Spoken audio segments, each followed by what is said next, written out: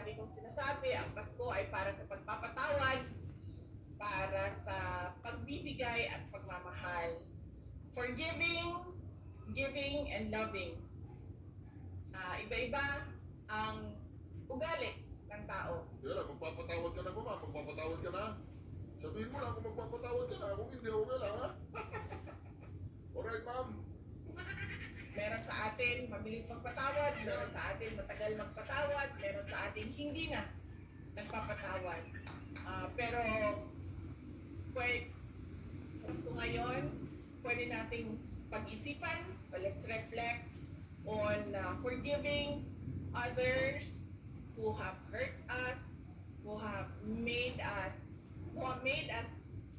feel Mga OFW, grabe. about ourselves at may nasabing sakit, may nagawang masakit sa atin, na pag-isipan natin magpatawad ngayong Pasko. Lagi kong sinasabi, it's not about you, it is about them. Ang sunod ay giving and loving.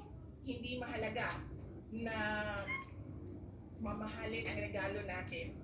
Hindi kailangan ang bagong iPhone, hindi kailangan ang bagong iPad, Hindi, kailangan nyo. ang bagong Apple Watch, Ay, hindi Apple Watch. kailangan ang bagong Bluetooth na Ay, headphones. kailangan nyo. Ang mahalaga ay Kailangan nyo, ma'am.